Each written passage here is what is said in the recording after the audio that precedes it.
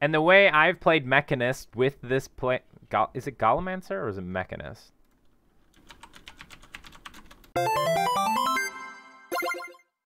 The fourth beta for the upcoming expansion, End of Dragons, for Guild Wars 2 has been going on this week, and the elite specializations that I personally have played has been a lot of Specter and a little bit of Mechanist, Gallimancer. I'm going to first talk about the Thief specialization because I've played Thief ever since August 2012 when the game initially launched. I've been roaming around with a Condi Specter build.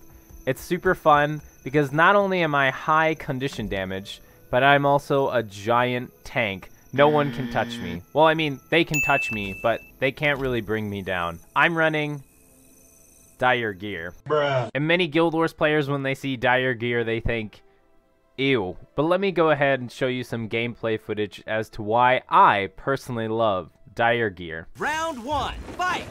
No, that's a lot of condition damage!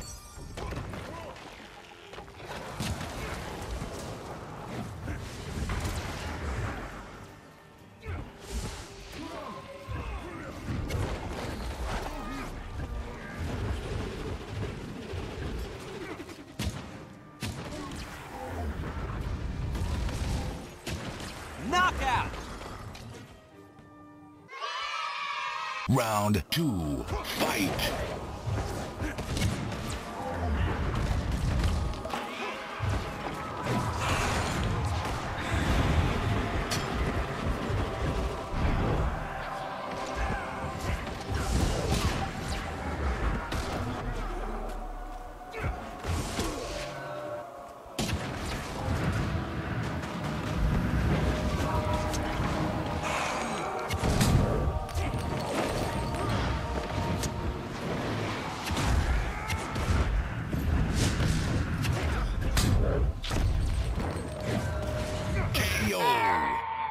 You are the Apex champion. The overall general concept about being a dire thief build is to sacrifice power stats, and in exchange you have more vitality and toughness. That way you have more time in order to slap on all of your conditions that you want onto your opponent. And until you come up to someone who has a type of cleanse, or maybe you come across a group of opponents where they can cleanse conditions off of their allies, then maybe you might want to back away and pick your fights more carefully. And the Thief is great for this. I mean, you can always use the short bow in order to get away quickly. There's Shadow Step, there's turning invisible, and with the Specter build, you can place wells down so that if people do want to chase you, they're gonna have to go through these wells and take a bunch of conditions with them. And most of the time people don't want to do that. And the least case scenario, it at least buys you some time in order to form a new plan. Now, the only downside with being a dire thief is you're gonna have a ton of toughness and vitality, meaning if you want to do any raids in the future, you're probably going to need a different set. As a thief, you're going to be doing a lot of moving around with your abilities. And when it comes to raiding, you typically want to stack and have the boss in one area. So if you're the one with really high vitality or you have really high toughness, sometimes the boss is going to be directed on you and they're going to be focused on you, meaning you're going to be moving the boss, and then everyone in your raid... Oh, I'm almost dead here. Hold on. Meaning everyone in your raid is going to be really angry at you. So you just want to be careful with that.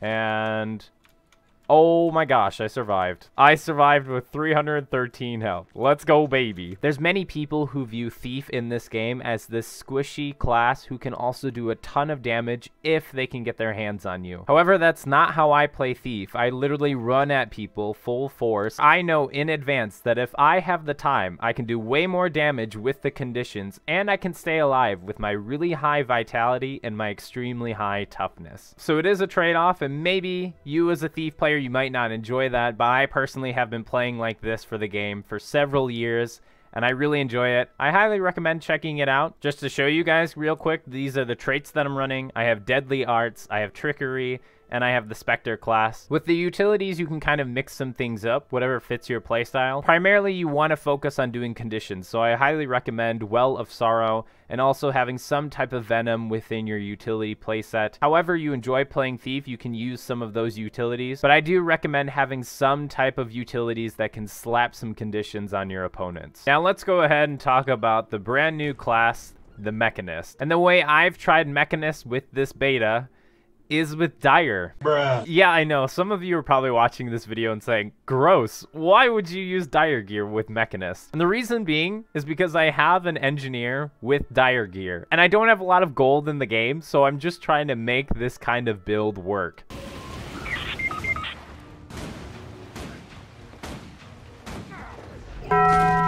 And to be 100% honest with you, it's been a lot of fun using Dire gear. Not only am I super tanky, but also I have a giant golem at my disposal that can distract enemies. And I'm not gonna lie, so many opponents get really scared when they see this giant robot thing coming right at them. They will sometimes just run away from you. It's hilarious. Enemy detected. Now, comparing the Mechanist to the Specter build, it's not as heavily condition damage as I'd like it to be, or maybe what I'm used to, but it's still fun nonetheless. I'm using tools, alchemy, and of course the Mechanist profession. Personally, I think the tool trait line is extremely important to have, just because of this skill right here, the fire shield. You're going to be doing a lot of burning condition damage with this build, which is why you're going to want to have the flamethrower engineer kit. You can also think about putting in like the flame turret in there, and if you really want more turrets around you, you can also do this elite skill right here where you have like literally 100 turrets all around you. Using all the turrets is a fun tactic to use because the first thing the enemy has to go through is your big boy right here. That's right, they're going to have to face your golem. Once they get past your golem, or if they ignore the golem, you're probably going to be tucked around your turrets. Either you're shooting with your flamethrower, or if you're using like pistols or a rifle, you can range at them from that distance. Rifle is okay to use with this build. There are some things that don't do a ton of condition damage with the rifle,